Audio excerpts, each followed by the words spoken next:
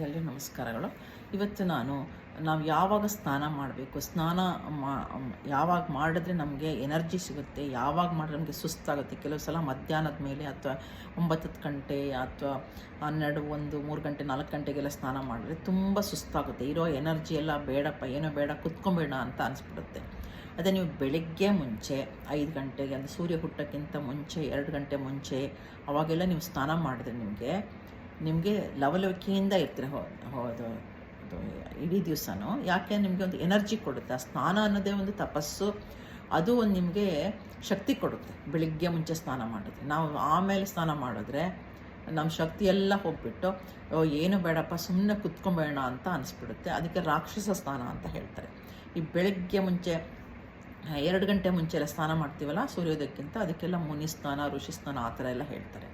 ಆಮೇಲೆ ಮನುಷ್ಯ ಸ್ನಾನ 8 ಗಂಟೆ ಮೇಲೆ ಮನುಷ್ಯ ಸ್ನಾನ, 6-7 ಗಂಟೆ 7 ಗಂಟೆ 8 ಗಂಟೆಗೆಲ್ಲ ಮನುಷ್ಯ ಸ್ನಾನ, 6 ಗಂಟೆಗೆ ಎಲ್ಲ ಮುಂಚೆ ಆದರೆ ಸೂರ್ಯಕ್ಕಿಂತ ಹುಟ್ಟಿಗೆ ಮುಂಚೆ ದೇವಸ್ನಾನ ಅವೆಲ್ಲ ಹೇಳ್ತಾರೆ. ಸೊ ಬೆಳಗ್ಗೆ ಮುಂಚೆ ಎದ್ದ ತಕ್ಷಣ ನಿಮ್ಗೆ ಸ್ನಾನ ಮಾಡಿದ್ರೆ ನಿಮಗೆ ದಿನವಿಡೀ ಖುಷಿಯಾಗಿರ್ಬೋದು. ನಿಮಗೆ ಒಂದು ಎನರ್ಜಿ, ಅದರಲ್ಲಿ ಶಕ್ತಿ ಕೊಡುತ್ತೆ ಅಂತ ಹೇಳೋಕ್ಕೆ ಇಷ್ಟಪಡ್ತೀನಿ. ಧನ್ಯವಾದಗಳು.